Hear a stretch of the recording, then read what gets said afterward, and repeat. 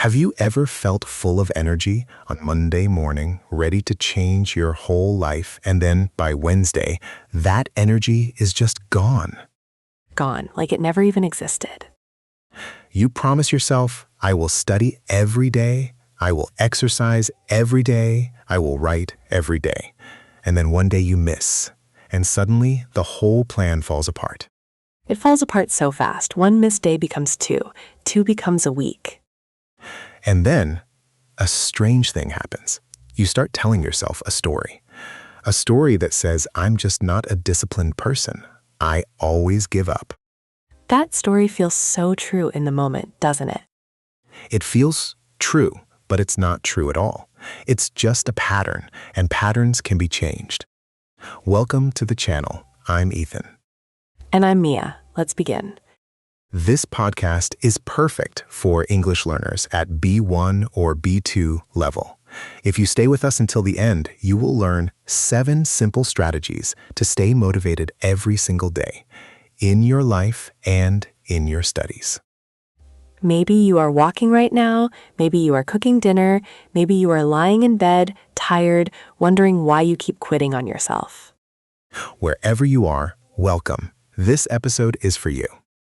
So, Ethan, let's start with the big question. What is motivation really?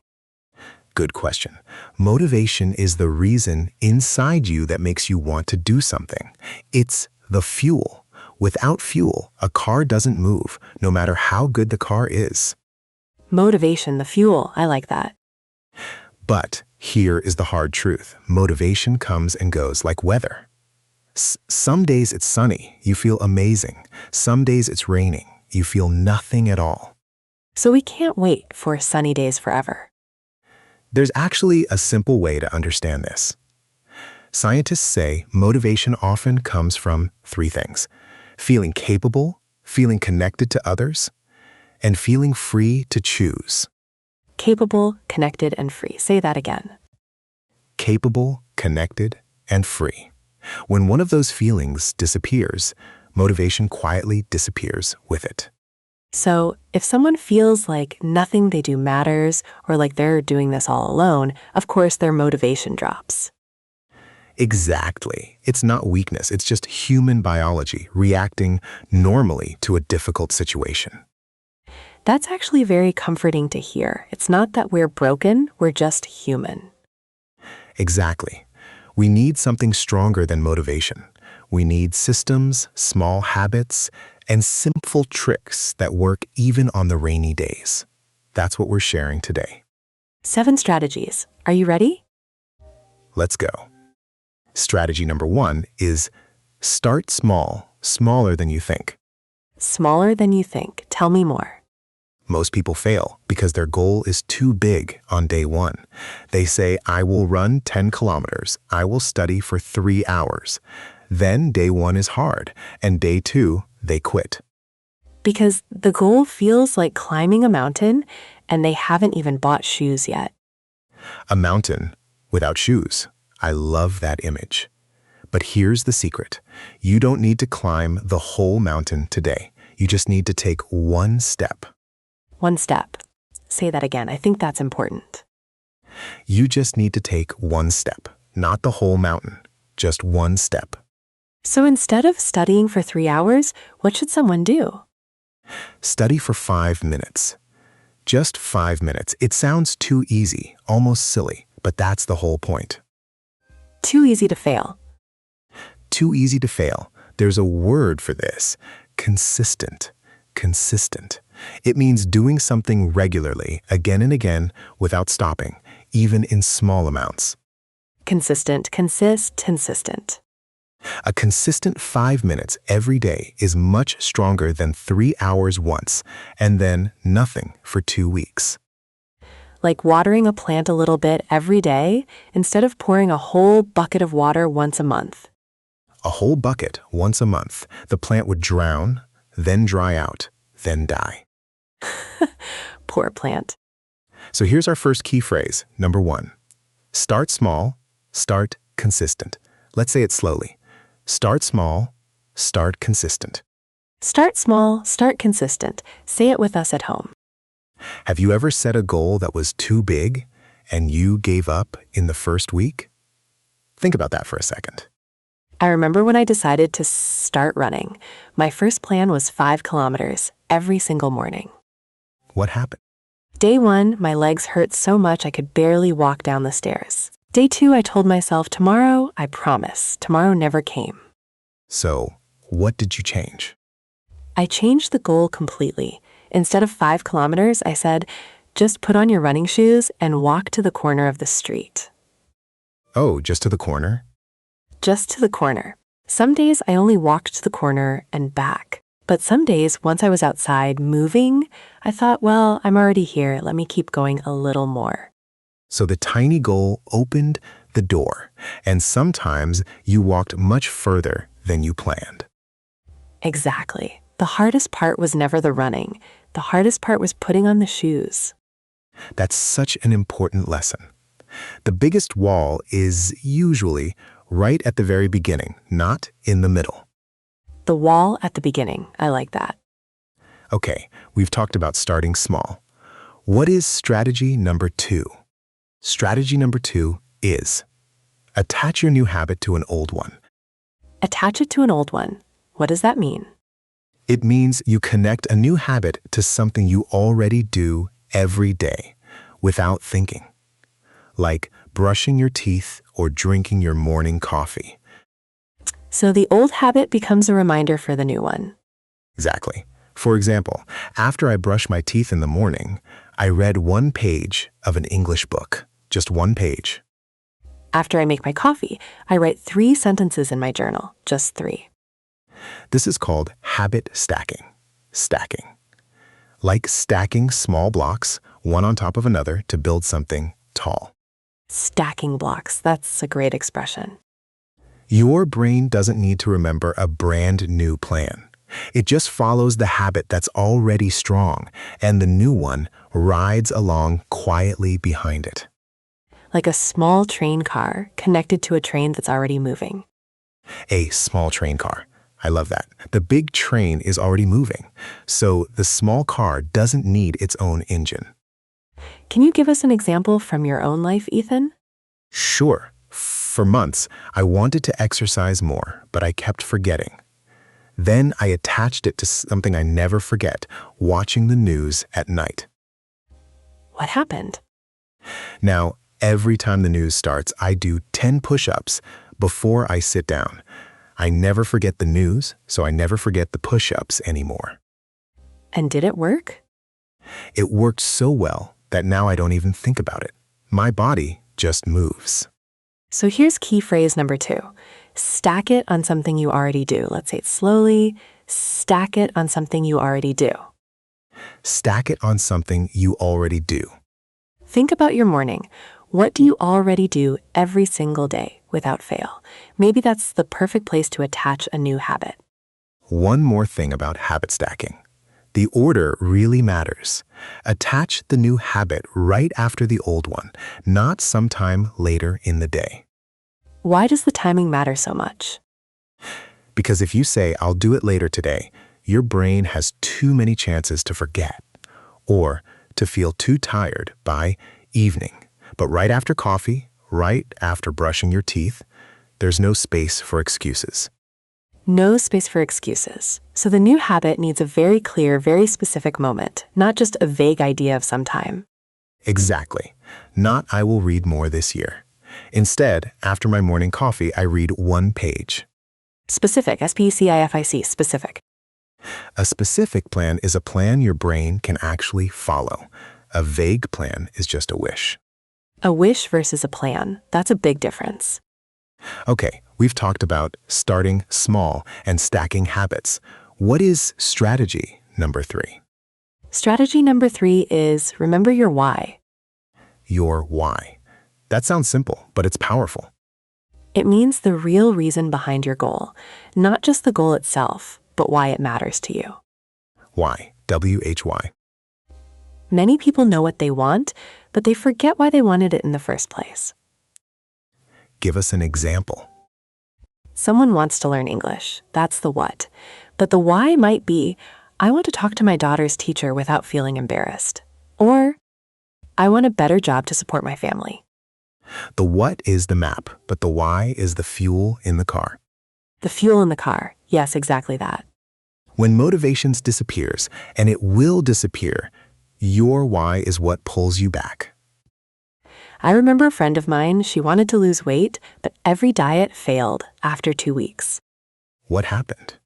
One day she wrote down her real why. She wrote, I want to play with my son at the park without feeling out of breath. She put that paper on her mirror. And did it change anything? Everything changed, because now, every morning, she wasn't looking at a number on a scale. She was looking at her son's smiling face in her mind. A number on a scale versus a smiling face. Not the same power at all. Not even close. So key phrase number 3, remember your why. Let's say it slowly. Remember your why. Remember your why. Take a moment. Why do you want to speak better English? Why do you want to build this habit? Say your why out loud right now, even quietly. I want to add one more thing here. Your why should feel personal, not general. What do you mean by general? A general why sounds like, I want to improve myself. That's nice, but it doesn't have much power on a hard, tired day. So what's a stronger version? Personal why sounds like, I want to understand my favorite show without subtitles.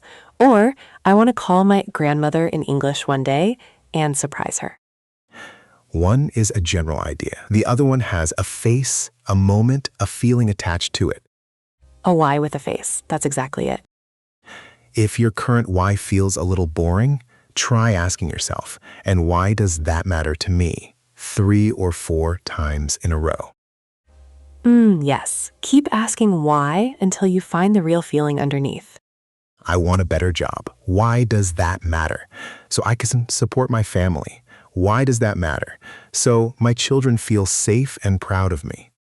Now that's a why worth waking up early for. Okay, strategy number 4.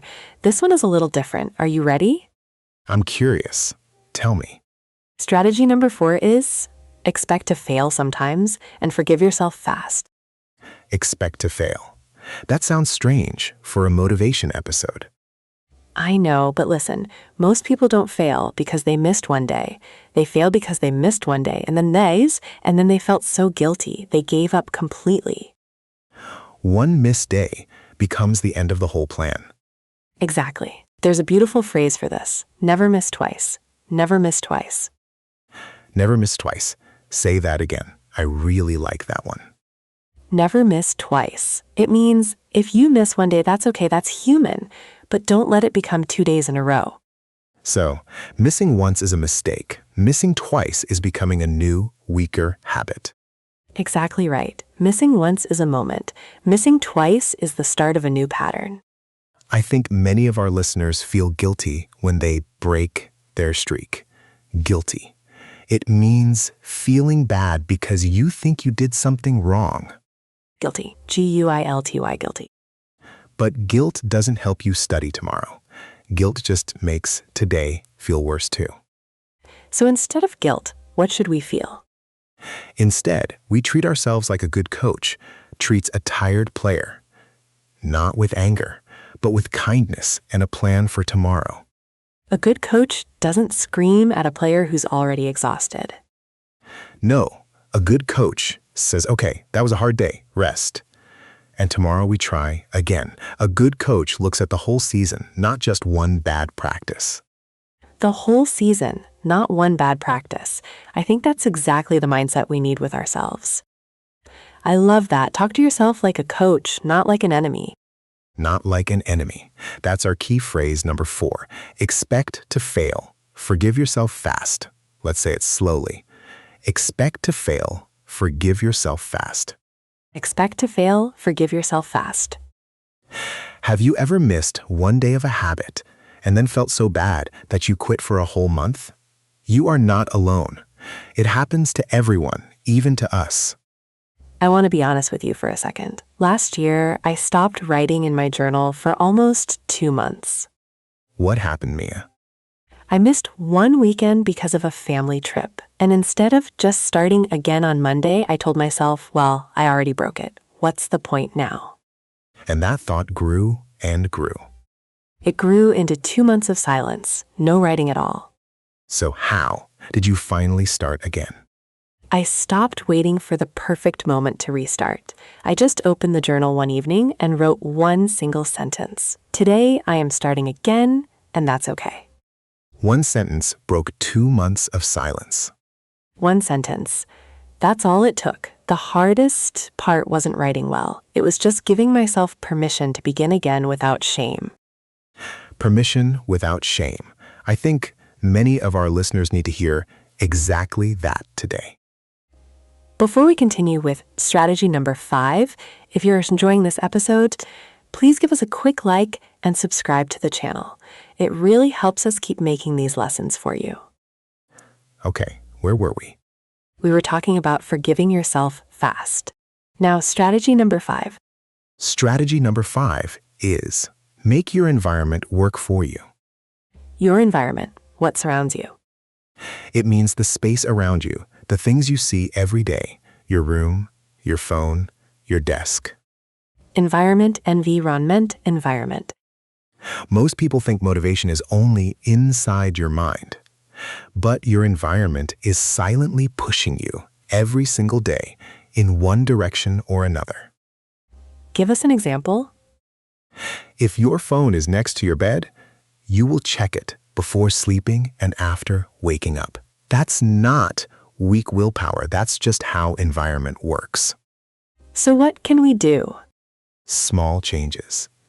Put your English book on your pillow so you literally cannot ignore it at night. Oh, really? On the pillow? On the pillow. You cannot go to sleep without moving it, and moving it means you see it and touch it, and maybe you open it for 2 minutes. That's clever. Like leaving your running shoes right next to the door. Exactly. If your shoes are hidden in a closet, you won't run. If they're right by the door, staring at you, you're much more likely to put them on. Design your space so that the good habit is the easy path and the bad habit is the harder path. The easy path versus the harder path. That's a beautiful way to say it. I once had a student who wanted to stop wasting time on his phone at night. He put his phone charger in the kitchen, far from his bedroom. What happened? He said, now I have to physically walk to another room to check my phone. And most nights, he's just too tired to walk there, so he reads instead. A few steps of distance changed his whole evening. A few steps changed everything. So key phrase number 5, make your environment work for you. Let's say it slowly. Make your environment work for you. Make your environment work for you. Look around your room right now. Is it helping your goal or is it fighting against it? Maybe pause the video and move just one object today. Let's also talk about the opposite side, making the bad habit harder to reach. What do you mean? If you're trying to stop wasting hours watching videos on your phone, don't just try to use willpower. Make the app itself harder to open. How would someone do that? Delete the app from your phone screen and only open it through the browser, slowly typing the whole address by hand. Oh, that sounds so simple, but so smart. It is.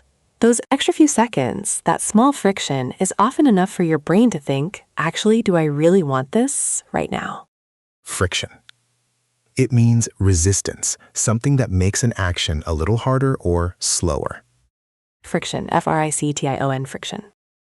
So the rule is simple. Add friction to bad habits and remove friction from good habits. Add friction to the bad, remove friction from the good. That's a wonderful little rule to remember. One more small trick here.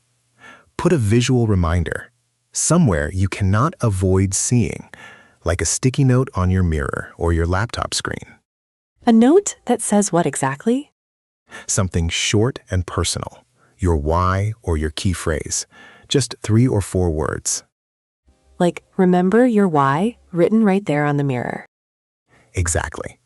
Your eyes will pass over it every single morning, whether you're motivated or not, and slowly, it sinks in. A tiny piece of paper doing a very big job. A very big job indeed. Okay, strategy number 6. We've talked about small steps, stacking habits, your why, forgiving yourself, and your environment. What's next? Strategy number 6 is track your progress even in a tiny way. Track your progress, like keeping a record. Exactly. It means writing down or marking somewhere that you did the thing, even something as small as an X on a calendar. Track, T-R-A-C-K, track. Why does this matter so much? Because our brain loves to see proof. Proof that we are actually moving forward, not just imagining it. There's a famous idea called don't break the chain. You mark an X every day you complete your habit, and soon you have a long chain of X marks. Don't break the chain. Say that again. Don't break the chain, and after a week, you look at that chain, and something inside you says, I don't want to break this now. I've come so far. It's not about the calendar anymore. It's about respecting the effort you already made. Respecting the effort you already made. Exactly. Small progress, seen clearly, becomes big motivation. I track my English writing this way. Every day I write, even one sentence, I put a small star on my calendar. And how do you feel when you see the stars? Honestly, it feels amazing. Some weeks I have 7 stars in a row, and I don't want to be the one who breaks it. You don't want to be the one who breaks the chain of stars. Never. So key phrase number 6. Track your progress, don't break the chain. Let's say it slowly. Track your progress, don't break the chain. Track your progress, don't break the chain. Get a simple calendar today, paper or on your phone, and start marking every day you show up, even a little. There's another benefit of tracking that people often forget. What's that? When you're feeling low and you think, nothing I do ever works, you can look back at your calendar and see clear proof that you're wrong. The calendar becomes evidence against your own doubt. Evidence. It means proof, facts that show something is true. EVIDENCE, evidence. Your feelings can lie to you on a bad day, but a calendar full of small marks, it cannot lie. Feelings lie, but the calendar doesn't. I think that's a very comforting thought. It really is. So don't just track for the future, look back at it too, especially on the hard days. Okay, last one, strategy number 7. This might be the most important of all. Are you ready? Tell me. Strategy number 7 is connect with people who lift you up. Connect with people? Not doing it completely alone. Exactly. Motivation is not only personal, it's also social. The people around you can pull you up or they can quietly pull you down. Lift you up. Like when someone believes in you more than you believe in yourself. That's it, exactly. If you spend time with people who always say, why bother? It's too hard, you slowly start to believe that too. But if you spend time with people who say, keep going, you're closer than you think, something changes inside you. There's a great phrase, you become the average of the people around you. The average of the people around you. That's a little scary, actually. A little scary, yes, but also powerful, because it means you can choose it. Find one person, a friend, a classmate, even an online group who's trying to grow just like you. I remember when I started learning to speak in public, I was terrified. What did you do? I found a small group online, just 5 people, all nervous, all trying. We shared our small wins every single day. And did it help? On the days I wanted to quit, someone in that group had already posted, "Don't give up. I felt the same way yesterday." That message alone kept me going. A community becomes a mirror. It shows you that your struggle is normal and your progress is possible. A mirror, I love that. So key phrase number 7, connect with people who lift you up. Let's say it slowly. Connect with people who lift you up. Connect with people who lift you up. Think about the 5 people you talk to most. Are they lifting you up or are they quietly pulling you down? It's worth thinking about honestly. And if right now you don't have anyone like that around you, please don't feel alone. You can start by simply commenting on this video today. Tell us where you're from and what habit you're building. We read the comments, and other learners read them too. Sometimes that one comment becomes the beginning of a small community. A stranger today can become the person who keeps you going next month. That's honestly one of the most beautiful things about learning a language together with others. That's a heavy question, but an important one. It really is. Before we finish, I want to share one last small story. A few months ago, I almost quit this whole podcast. Oh, really? You never told me that. I never told anyone. I was tired, the numbers were low, and I thought, maybe nobody's really learning from this. What changed your mind? One single comment. Someone wrote, I listen to your episodes every morning on my walk to work, and my coworkers said my English sounds so much more natural now. One comment turned everything around. One comment, I read it 3 times, and that night, I remembered exactly why we started this, to help real people, like whoever wrote that comment. So the strategies we taught today, remembering your why, connecting with others, they're not just theory. They saved this very podcast.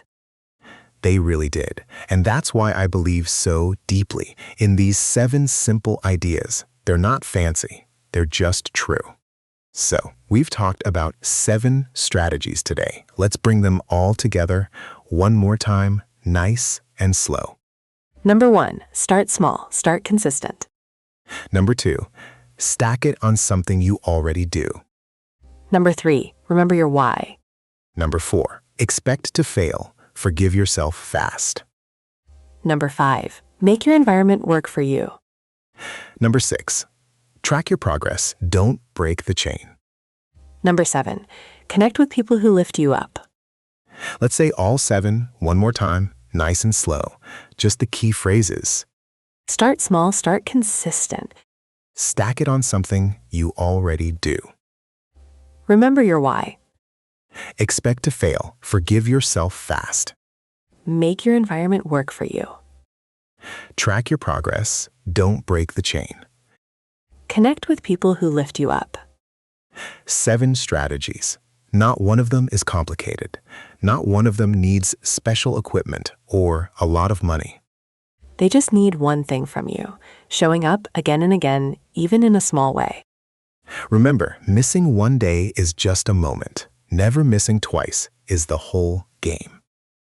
To all our listeners around the world, in Vietnam, Brazil, Egypt, Indonesia, Japan, and everywhere else you're listening from, we see your effort and we are proud of you. This week, try just one small challenge. Pick one strategy from today, just one, and use it for the next 7 days. Maybe put your book on your pillow tonight. Maybe mark your first X on the calendar tomorrow morning. Maybe send one message to a friend and ask them to build a small habit together with you this week. Small challenge, 7 days, one strategy. That's all we're asking. Not a whole new life, just one honest week. One honest week can change so much more than people expect. Tell us in the comments, which strategy do you need most right now? For me, it would be something like, I need strategy number 6. I always forget to track my progress. We really want to know, so write it below, even in simple English. We read every comment. If this episode helped you today, give it a like and subscribe so you don't miss the next one. At the end of the day, we're just 2 friends talking, Ethan and Mia, hoping you leave this conversation feeling a little stronger than when you arrived. Take care of yourself. Be patient with yourself. You're doing better than you think. Take care, everyone. Bye, everyone.